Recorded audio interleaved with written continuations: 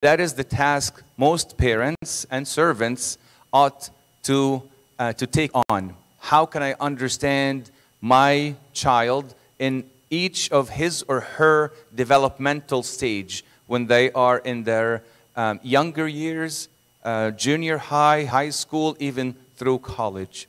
So any effective communication is built upon effective understanding of one another.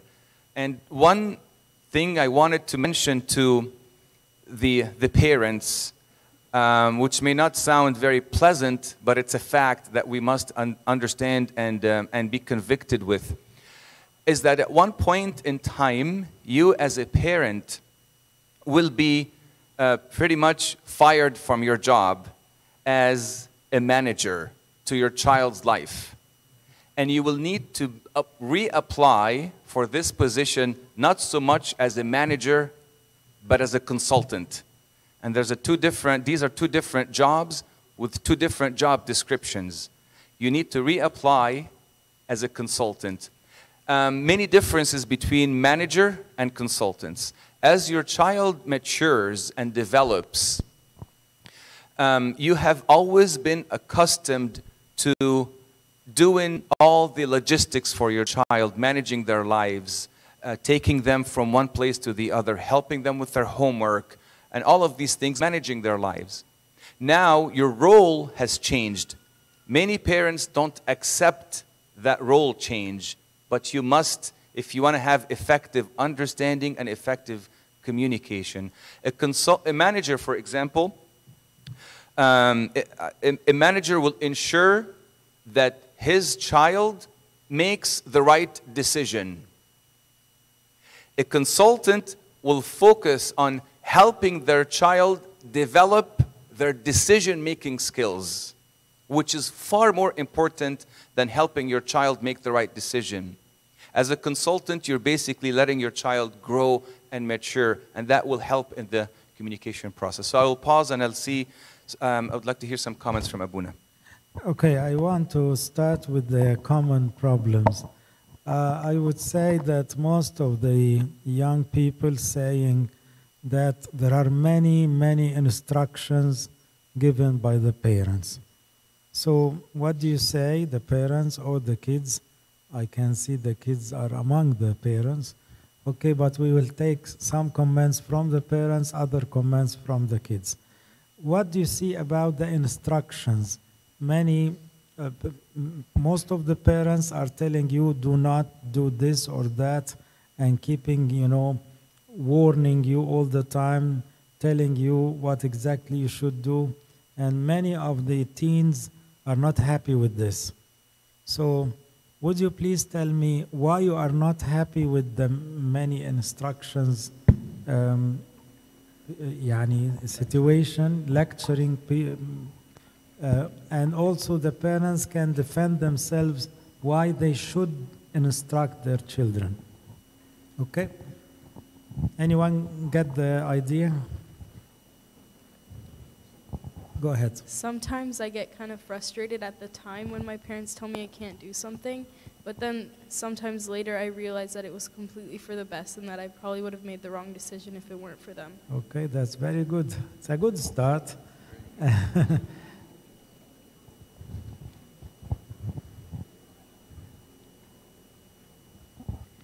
They don't give a reason why they said no to something. Thank you. Thank you. They do not give reason before saying do or do not. I have a feeling that the parents don't understand the stress that the child goes through, knowing that the parents keep saying do this, do that, but they don't understand that we don't want to do some of those stuff. Okay. That's nice. Go ahead, Amkat. Huh? I feel like the fact that children sometimes want to have the power to do things for themselves too. They may not necessarily not agree with what the parents are saying, but they want to feel like they're taking a part of the decision that they're making. That's nice. شكل البيرنتس ما عندهمش كلام. اتزنقت ولا ايه؟ I think parents should give like their kids freedom so that we're able to make our own Would you mistakes. please, for anyone speaking, just stand up so we can see you? Thank you. Go ahead. I think that the parents should leave their kids some freedom so that we're able to make our own mistakes. Okay. We will come back to this because what level of freedom you are asking for? Go ahead. I think the parents very much are falling in a situation now that they feeling their kids are way ahead the game. With the English barrier, they don't understand really exactly what they're thinking about. And we're falling here into a gap of communication between the kids. And no is no. And I cannot explain it any further. And that's how most of the parents feel nowadays. Does that make sense? You think it's a language barrier? More or less. Okay, 1 point at least. Okay. I think لو الkids, if they put in their mind that if we say no because we love them, because there is too many freedom here in Canada, and too many times when you say no, you cannot explain to them. But if they put in their mind like we really love them, that's why sometimes we say no. That's why sometimes we are really صعبين معاهم ولا actually restrict معاهم. Thank you. Yes, go ahead. Huh? I think sometimes the parents say no too many times that it lost its value to the kids. Yeah. So I think we need to save our no's when it's a That's final nice. and no way it's a yes. So saving your nose. Okay, go ahead. I'm good. Sam. I'd like to thank her because she said parents should give us some, between brackets, freedom, which I think actually what's happened, some, not 100% freedom like democracy. Democracy gives upon the people education, level of a lot of things. They get the 100% democracy, same like freedom. Yes, they have a freedom to get some decisions, not all decisions. Okay. I personally want to go back on the point that the sir back there said. He said they say no because we love them, but the kids don't necessarily take a no as we love you. They take it as a we hate you and we're mad at you. So I don't necessarily think. And, big hand. Yes. I have one thing to say to the young people here, that your action and your previous decision making dedicate what your parents will, the amount of freedom and the amount of decision making you can do on your own. If you prove that you have this maturity level, that you can make good decision and you can do right, I'm very sure your parents will have the confidence to give you the freedom. But if I can see the previous decision making is not a good example and you have been maybe around or influenced by people, you're not making your own decision, actually you are influenced by your peers, then the parents has to interfere in this decision. Okay. Go ahead, yes, Emma. Sometimes we give instruction or say no because parents we can't predict what's the action, what's the results of, situations. So it's not that we hate the kids, but we know that if they do this, this is the consequences. And sometimes we want to protect them from making mistakes or hurting themselves. And that's why we give them instruction. They always say that they know their, they can save themselves. They see what's wrong and what's right, and they can protect themselves. They think so. Go ahead, yeah, I'm good. Honestly, I think that parents have enough wisdom and experience, and us children have to accept their yes as a yes and a no as a no, even though we don't think so, because we don't see everything they see. Thank you.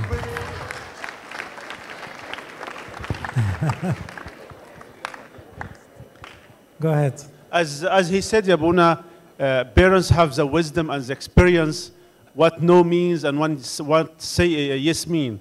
My experience, I said no in the beginning when they are child, and they came to me when they are adult now and said, Daddy, you were right about that. Yeah, but this will not be reasonable for many. Go ahead, Habib. I think a couple of things. One thing being that from the experience point of view, that yes, parents have an experience and they do like to, show that they do and they explain it, but they don't open up a relationship so that with the child so that they could actually trust their experience and whatever happens. Yeah, I can see the major problem is it's a problem with trust, because the parents cannot trust the kids fully, and the kids also do not trust their parents fully. So it's always related to trust. Go ahead, yeah, doctor. I feel like the biggest thing that contributes to a miscommunication is that there's a double standard, I think, between the parents and the kids. So the parents are constantly expecting that the kids should be opening up their minds to what the parents are saying, and that we should have an open mind and accept what they're saying and trust them. But at the same time, I think the double standard is there, that sometimes the parents don't open their minds and accept or even try and listen listen to everything we have to say from our point of view as well. So as much as we appreciate their point of view and we're trying our best to listen, I think that should come from both sides. Okay.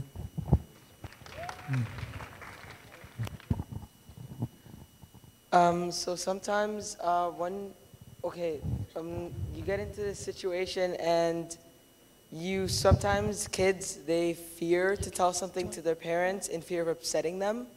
And I feel like that's a problem, because I think they should be able to express themselves without being in fear of getting in trouble or having a bad argument.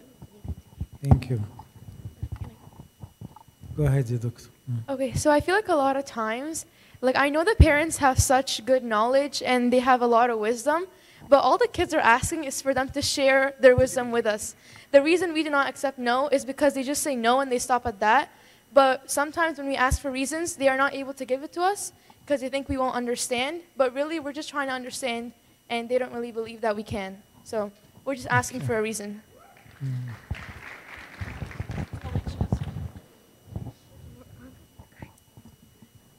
I think also one of the biggest ways that would make us more accepting of a no is the manner in which the parents are saying no.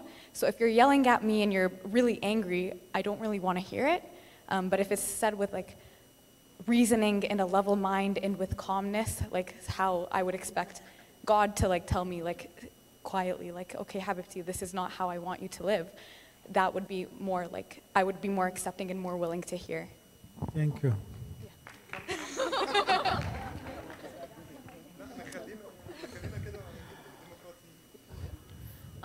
I think that since my parents grew up in Egypt and they had a different lifestyle than me, they bring those rules upon me too, but I don't see how that can apply to my life, because we grew up in a different lifestyle, if that makes sense.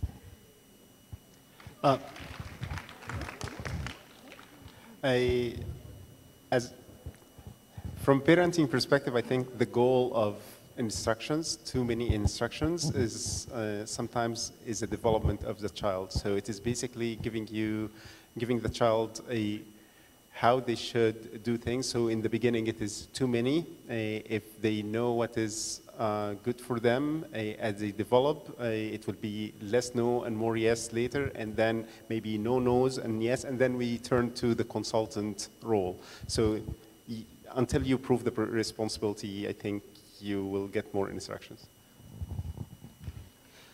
I think we grew up in different lifestyle, as she said, and also peer pressure in schools, and seeing that we are going with different lifestyle, different standards, different principles than they are working here.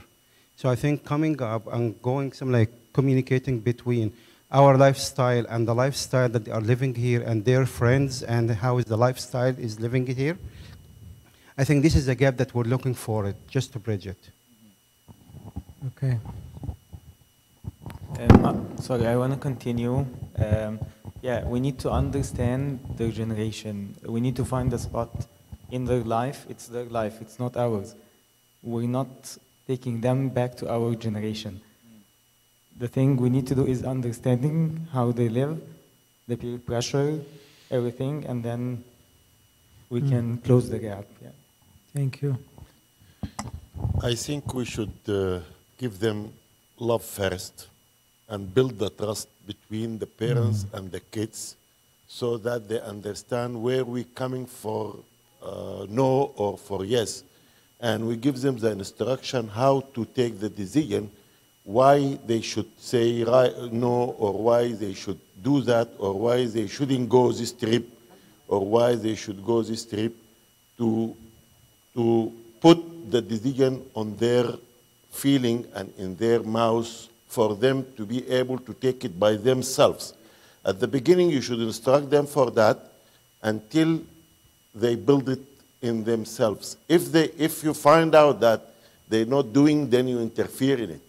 But the most important is to make the relationship to be, they take their decisions. It's your decision, but they take it because you instruct them how to take the right decision. Thank you.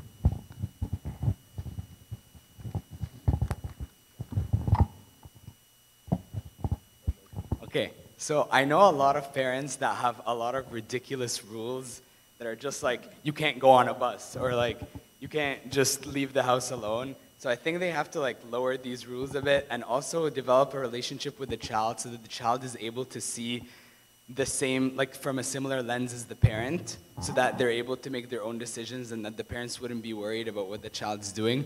Also, at the end of the day, the more rules you restrict on your children, the more they're gonna wanna rebel, and it's gonna end negatively.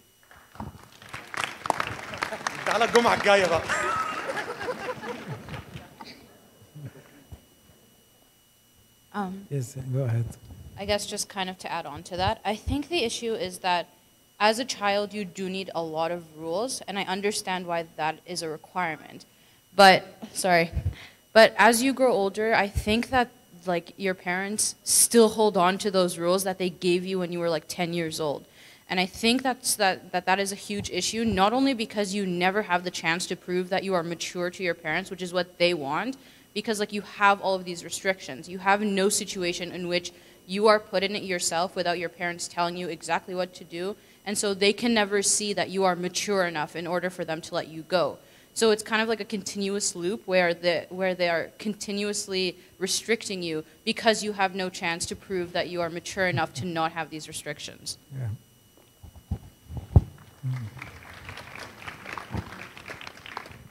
I think there's a lot of mutual love, and I think there's a lot of mutual trust, but I don't think there's mutual respect. Parents don't respect their children like children respect their parents. I'm not saying they should. Parents have more wisdom, more experience, and obviously they should be respected more. But when a child asks their parents why they said no, their response, "Ashan ana mama" or "Ashan ana baba," is not a response. It's not an answer.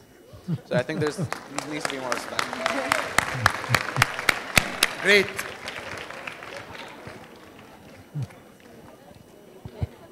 I think sometimes the problem when talking from parents to kids is the fact that sometimes when we're given restrictions, we think it's because our parents don't trust us, but sometimes it's actually because the parents don't know what's out there and we don't know what's out there. So for the reasons for like you can't go out alone or you can't go on a bus, you never know what's out there. Your parents don't know what's out there. So it's not because they don't trust you, it might be because they don't trust the other people out there. It's like you're driving. You can be a perfect driver, but there can be someone that's not that great at driving and start a crash. Thank you.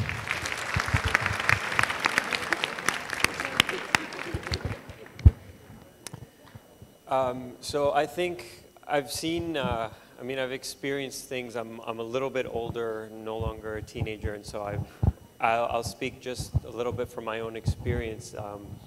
I found that a very important thing that we've been missing is when you know that your parents love you, and like you, one of the younger guys earlier said, it feels like a no is an I hate you and I'm mad at you and all that stuff. I think what I've found is that sometimes there's a lack of patience in the parents when they don't have, like he said, there's a language barrier, and so for him, he maybe doesn't have the patience to try and figure it out and talk to the kid and really maybe look at the kid as, you know, you're older and you understand. And so from my experience, when my dad spoke to me and explained to me, I disagree with what you want to do. This is why. And I think here are the dangers and here's what could go wrong. For me, he ended up leaving the decision up to me. He's like, it's up to you, but here's why I think it's a no. It put more pressure on me to think about it and to really say, okay, is this the right thing or not? And within a week or 2 weeks, I realized, yeah, my dad is right. And I know he loves me because he showed me that love and he showed me that respect and he showed me that trust. So it makes me really think twice about the decision. And most of the times, your kids will agree with you as long as you do give them that space and give them that respect.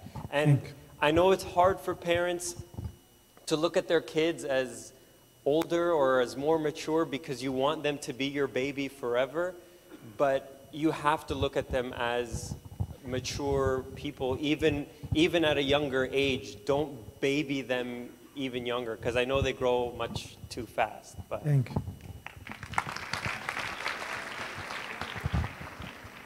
I personally don't think the parents understand why we have this much attitude. Is that something they don't know about? Is there something called social media, which influences the kid to do everything he sees on his phone, computer, or whatever it was, which brings the attitude forth to the complaints between the parents and be like, oh, why can't you do this? حبيبتي أنا بحبك ما ينفعش كده. Like, it's getting old. Thank you. So I have a message for the youth. So I truly believe at some stage, the development stage, if your parents did not give you a hard time, or if you did not, quote unquote, like hate your parents, then they didn't do their job right. Because at some stage, your parents have to be hard on you, and you have to accept that with love. And as long as it's mutual love, there has to be a stage where your parents are like hard on you. That's just how it is. That's their job. Okay, so I know that like there's like a generation gap. So, but I think a lot of the dangers and a lot of the evils are the same, like even throughout the generations. So, even though like they might not know the details or the forms that they take, or like they can't articulate it, doesn't mean that their concerns are not valid. So like just because they have an accent or something doesn't mean like they don't know what they're talking about. Like there's a lot of things that like I feel like they can't explain to their kids because they're too young, they don't know about them. So there's like a lot of things you don't know about, I think. There's a lot of like terrible things you don't know about. So parents don't feel like they can explain that to their kids because they're so young. Thank you. I really think that like our parents scare us Daniel, too much. please. Yes. That like whenever we do something wrong, we're more scared of them than the law enforcer or whatever we're running away from.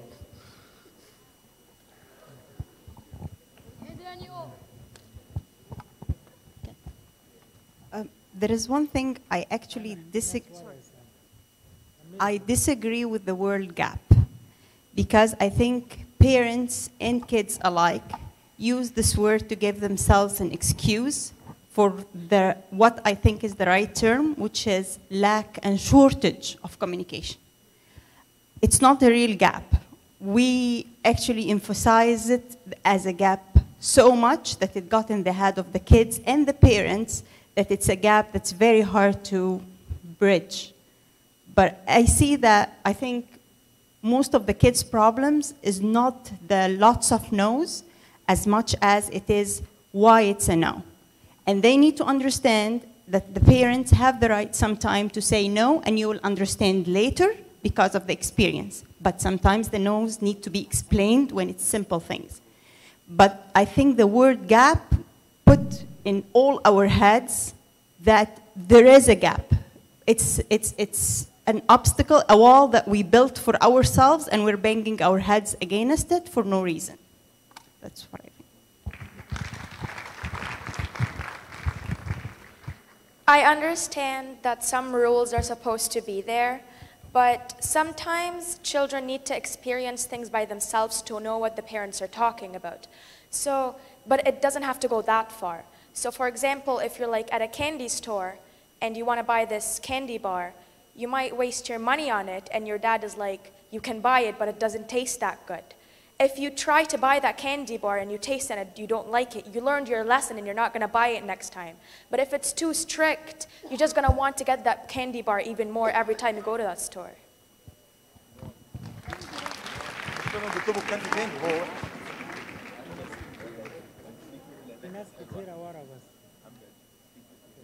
Okay, so personally I think that it's more of a clash of two worlds, with the Egyptian kind of discipline and standards colliding with what the kids experience in a Canadian society. So when we see all our peers in school and outside in the public areas, we see them doing all these activities, and then we can go to our own parents expecting them to possibly understand that we kind of live in the society now. So I guess we're not asking them to throw out all their traditions and disciplines, but we're asking them to almost compromise with us or almost negotiate with us on how we can agree to a certain meeting of point. But when they usually just give us a blunt no and without reason, we almost feel a kind of isolation between us and all our friends, and we feel like this discipline's pushing us away from society and how we kind of feel like we don't belong there. So when we ask parents why, we're just asking for closure, for some kind of justification as to why we're doing the right thing while everyone else is doing the wrong thing.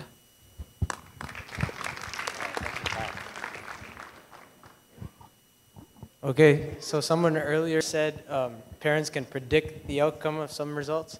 Well, like, for example, like I hear my parents giving my sisters advice, but like I know that advice won't work nowadays. So I think like parents should give us advice on how they think the situation will play out. But we're living in this day and age, so we know if this advice is applicable for what is going through our lives or not. Because like sometimes what they're saying, like it won't work at all. And like I go to my sisters and I tell them, no, like this will work better.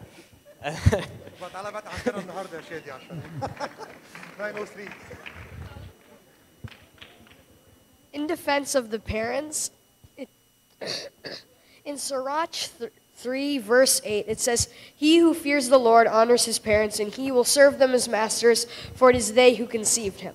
In the olden days, when there were slaves and masters, if a master told you to do something and you didn't do it, because you're the slave, you would die, so you're lucky.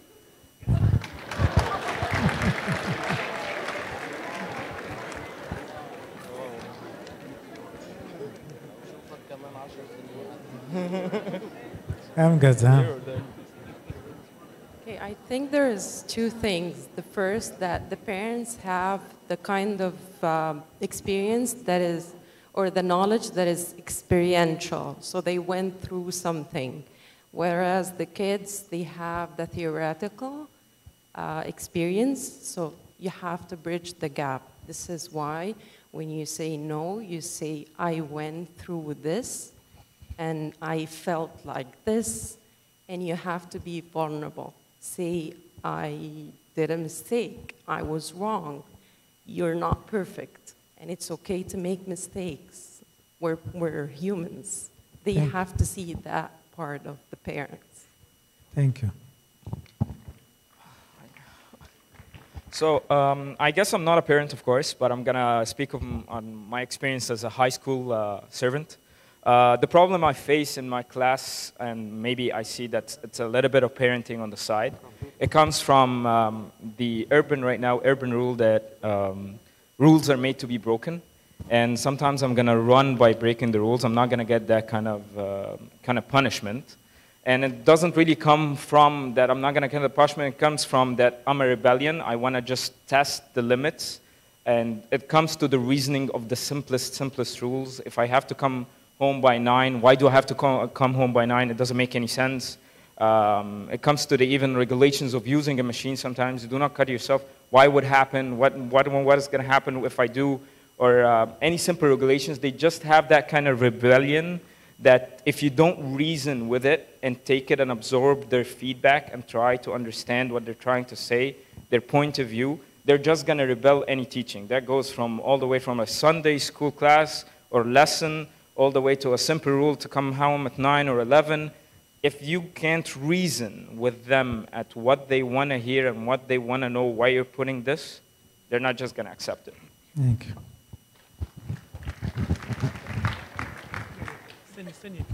Quickly, I feel that there is, it's very challenging for a Coptic Egyptian to raise their kids here in this Canadian culture. And I believe this is because of 3 reasons. The first reason is the gap of the generation is huge. So even 60 years or 100 years ago, when we talk about 20 years at the gap of the generation, there is no lot of changes at this time. The dad, what is he doing, is the kid, what is he doing? But now, like, in the last 20 years, huge change happened, which is actually very challenging for both the parents and for the kids. So this is number 1. Number 2, I see that it may be a little bit need understanding from the parents, is that the parents try to raise the kids in Canadian culture by Egyptian or beliefs, and this is a problem, because I think what's going to make a difference with my kids is the religious and the spiritual belief. It's not the Egyptian belief, because like they are not responsible that they didn't live in Egypt, and I lived in Egypt. I can't change. And also they not supposed to wear a shoe that they never wear it before. So this is number 2. Number 3 is the kids. We have to understand that kids has to understand that there is a huge paradigm shift happening in the social development of the kids. That we used to have our role model as who is the best figure in my family, and this is one that I want to follow the steps. Unfortunately, the kids now, their role model are who is the cute kid in the school that they wanted to follow. And this is a major problem. So that's why I believe it's need to some sort of cooperation between the parents, that they have to understand the rules, and the kids also, they have to understand the rules of that. The role model is not the cute kid. The role model is the person who has a good figure that you need to learn from. Thank you.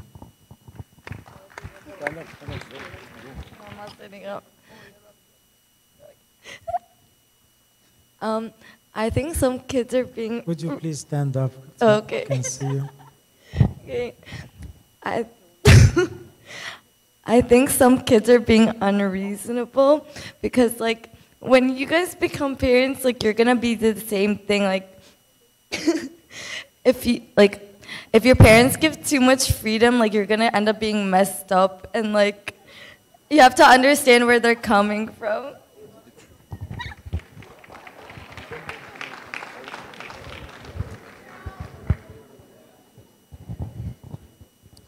So my question was like, this is a long one, but like, I'm curious as to how the balance is sort of struck between the parents and the like child, because there's 2 forces in the like every decision-making process. There's the child, who like when a parent says no, just wants to rebel, but when they rebel their entire childhood, they can become like undisciplined and like unaware of how authority works when they grow up. But when a parent says no, all they want is their child to become dependent on their like decision-making process and rationale. So when the child grows up and only obeys their parents, I feel like they become, or they kind of lack the independence they need to become successful adults. So I'm sort of curious as to how like you would strike the balance. I hope someone can answer that.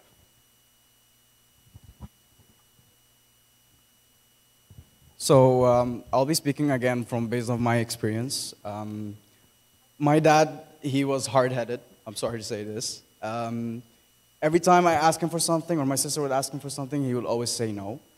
However, and he also gets angry, so when he gets pissed, he yells. And when a parent is yelling, it's never easy to reason with any parent that's yelling at all.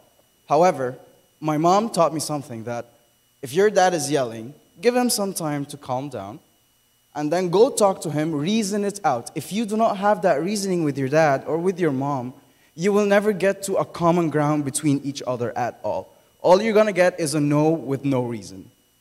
And this is something that I learned when I went into university, because I traveled all the way back home to here alone, and I've stayed here, done a lot of mistakes, and those mistakes made me learn a lot of things, and it made me open my eyes and to see why my parents told me no before.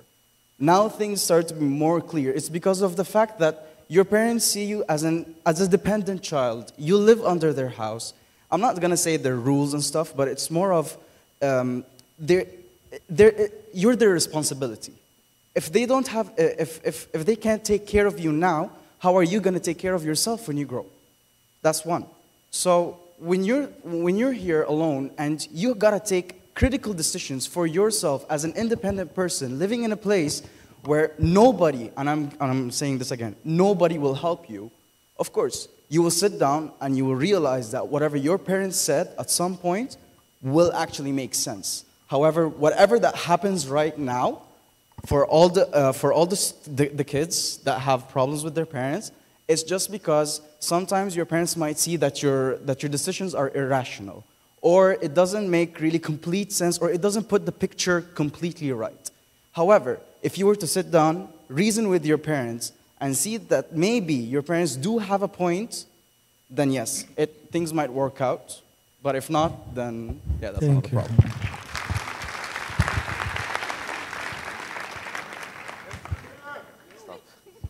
So I think receiving a no from a parent is hard for any child, or for anyone. It's not nice to hear. But I think we can take a step back, and if the parent or parents talk with the child and explain to them at a young age what their yeses are, what their nos are, explain why, then the child will never, or most likely not in the future, ask those questions or ask to go to that place where the parent's answer is a no. Because in essence, the problem is not the parent saying no, the problem is the child or the kid's desire to do that thing that the parent thinks is wrong. Okay, so because of the time, so this is the last comment, okay? Go ahead. Oh, excuse me, my English is not so perfect. I speak French better than English. قولي بالعربي. So بالعربي اسمحوا لي. أنا متفقة نسبيا مع في أستاذ اتكلم هنا إن إحنا جايين من ثقافة مصرية أغلب الأهل أنا تيتا I'm a grandma. فإحنا جايين من ثقافة مصرية وأغلب ولادنا الصغيرين وأحفادنا كنديين. فالمجتمع totally different هنا. وبعدين التطور السريع بين الصغيرين، الفرق بيننا وبينهم، مش عايزه اقول جاب زي ما في مدام او مادموزيل قالت هنا، هي مش جاب بس هو في فرق واقعي طبعا، فرق رهيب تكنولوجي ومجتمع.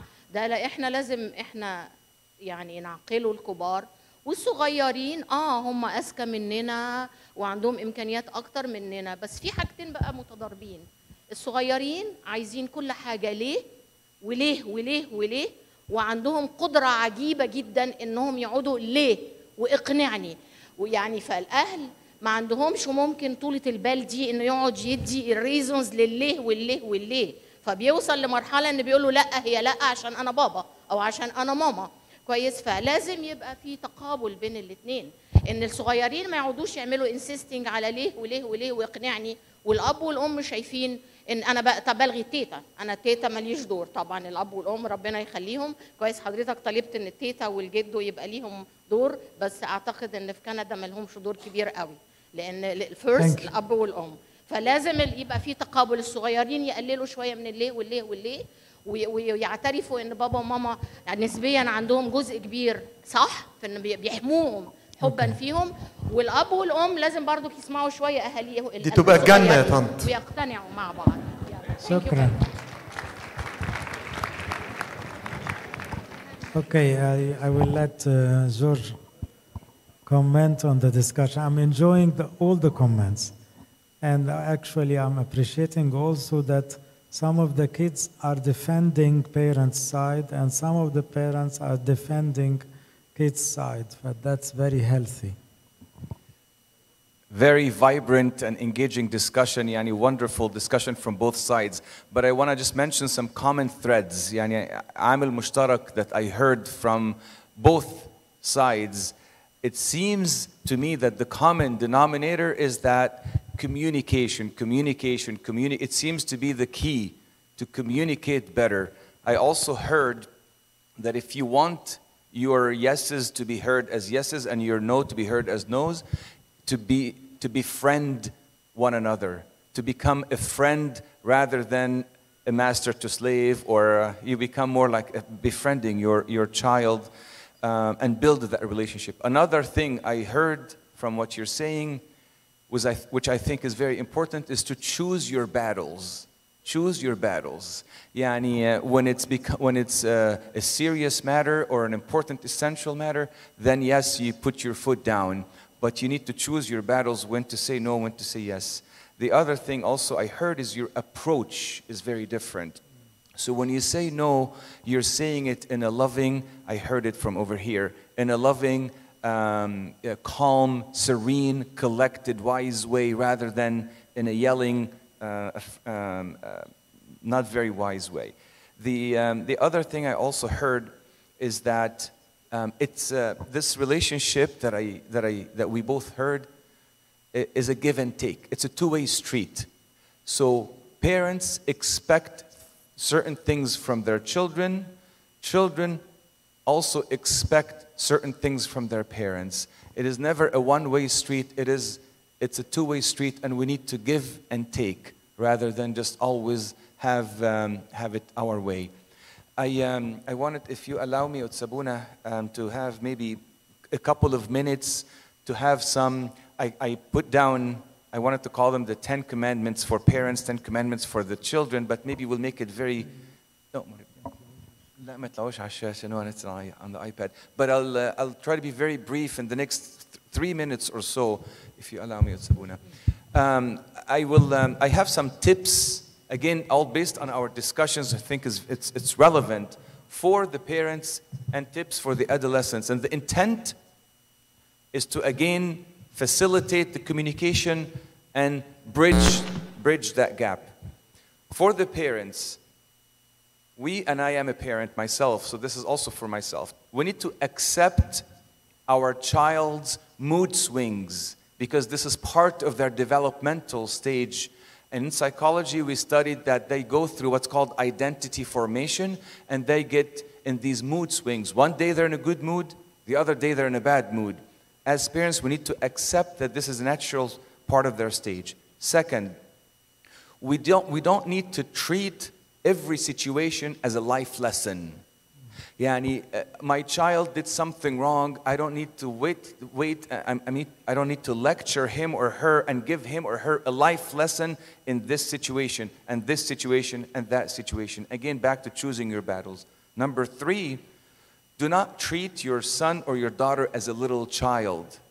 As part of child development, when they move into adolescence, they want to throw away or throw behind them their childhood. They don't want to remember their childhood.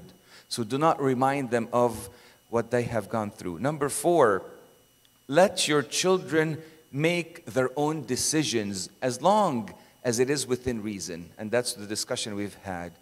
Practice saying these words. It's okay if this is what you want. I trust your decision as long, again, as it is within reason. It doesn't compromise health, safety, or anything like that. Number 5, do not label your child with traits and avoid harsh statements like, you'll never succeed if you do this, or you'll never get a job if you always wake up late, or things. These statements cause scars in your child and become detriment to their self-esteem. 6, do not lecture your child or do not communicate with your child by lecturing. The longer you lecture, the more they will ignore and basically in one ear out the other. The more you begin lecturing, the moment you open your mouth, they will close their mind. So communicate through discussing rather than lecturing. And the last one, do not downplay their feelings. Sympathize with them. They are going through so many challenges themselves. I know I have a 13-year-old son. He's going through so many internal struggles. As a parent, I need to have sympathy and empathy on him and understand the struggles and the challenges he is going through. I need to help him through it rather than add more challenges to it. That takes, again, understanding on my part. Now, some tips for the adolescent, for, I don't want to say kids, because this is a wide range, a spectrum of age groups. Number one, obviously, the commonly understood statement here is honor your father and mother. What does that mean? We need to thank them for what they do. They owe us, rather I shouldn't say, we owe that to them. We need to thank them for what they do, and we need to thank God for them and pray for them, because they are, again, a gift for us from God. Secondly, we need to obey them.